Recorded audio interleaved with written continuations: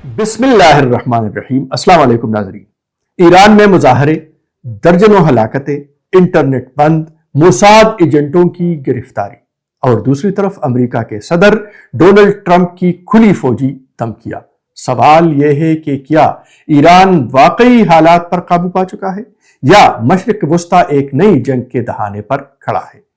کاشف الدین سید آپ کی خدمت میں حاضر ہے اور آج ہم اس پوری صورتحال کو حقائق اور تجزیے کے ساتھ سمجھنے کی کوشش کریں گے۔ ایران کے وزیر خارجہ عباس عراقچی کا کہنا ہے کہ مظاہروں میں شامل تقریباً 70% افراد کو غیر ملکی عناصر نے بھڑکایا ہے، جبکہ 30% مظاہرین پرامن تھے اور ان کے مطالبات جائز تھے۔ ایرانی حکومت کے مطابق حالات پر مکمل قابو پا لیا گیا ہے، جلد انٹرنیٹ سروس بحال کر دی جائے گی۔ ایران یہ تاثر دینا چاہتا ہے کہ یہ احتجاج عوامی کم اور بیرونی مداخلت کا نتیجہ زیادہ ہے۔ اسی تناظر میں ایران کے طاقتور فوجی دستے پاسداران انقلاب نے دعویٰ کیا ہے کہ انہوں نے اسرائیلی خفیہ ایجنسی موساد کے 2 ایجنٹ گرفتار کیے ہیں۔ یہ دونوں افراد دہشت گرد نیٹ ورکس کے سرغنہ تھے، فسادات اور پرتشدد کا رویہ منظم کر رہے تھے۔ یہ دعویٰ ایران کے اس موقف کو مضبوط کرتا ہے کہ ملک میں عدم استحکام باہر سے پیدا کیا جا رہا ہے۔ لیکن ناظرین، تصویر کا ایک دوسرا رخ بھی ہے جو کچھ اور بتا رہا ہے۔ ناروے میں قائم ایرانی ہیومن رائٹس آرگنائزیشن کا کہنا ہے کہ ان مظاہروں اور احتجاج میں کم از کم 192 افراد ہلاک ہو چکے ہیں۔ انٹرنیٹ بندش کے باعث مزید ہلاکتوں کی تصدیق ممکن نہیں ہے۔ یہ اعداد و شمار ایران کے سرکاری موقف پر سوالات کھڑے کرتے ہیں اور عالمی سطح پر تشویش بڑھا رہے ہیں۔ ادھر امریکہ کے صدر ڈونلڈ ٹرمپ نے نہایت سخت زبان استعمال کی ہے۔ صدر ٹرمپ کا کہنا ہے کہ ایرانی قیادت نے امریکہ سے رابطہ کیا ہے اور ان کا یہ بھی کہنا ہے کہ وہ یعنی ایران مذاکرات کرنا چاہتے ہیں، لیکن ساتھ ہی انہوں نے یعنی ڈونلڈ ٹرمپ نے یہ وارننگ بھی دی ہے کہ امریکہ کو ملاقات سے پہلے کارروائی کرنا پڑ سکتی ہے۔ ایران نے مظاہرین پر گولی چلا کر سرخ لکیر عبور کر لی ہے۔ یہ بیان دراصل دباؤ، دھمکی اور مذاکرات تینوں کا ایک امتزاج ہے۔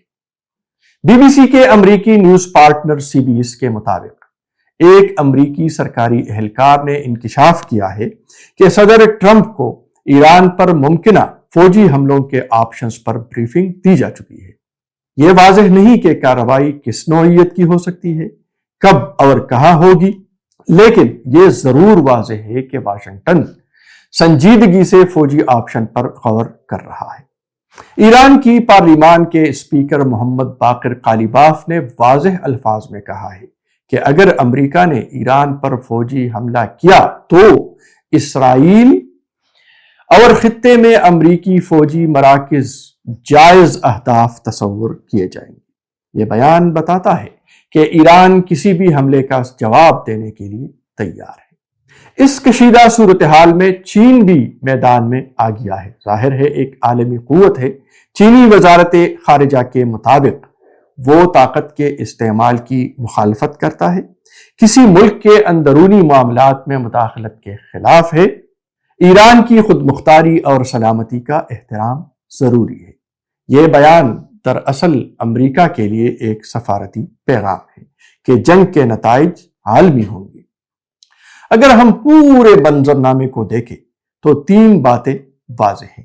نمبر 1، ایران مظاہروں کو بیرونی سازش قرار دے رہا ہے۔ نمبر 2، امریکہ انسانی حقوق کے نام پر دباؤ بڑھا رہا ہے۔ اور نمبر 3، خطے میں ایک چھوٹی سی غلطی بڑی جنگ میں بدل سکتی ہے۔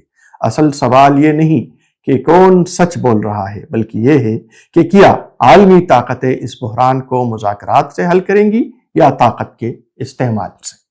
ناظرین، آپ کے خیال میں کیا امریکہ واقعی ایران پر حملہ کرے گا یا یہ صرف دباؤ ڈالنے کی حکمت عملی ہے؟ اس حوالے سے آپ اپنی رائے کمنٹ میں ضرور دیجیے۔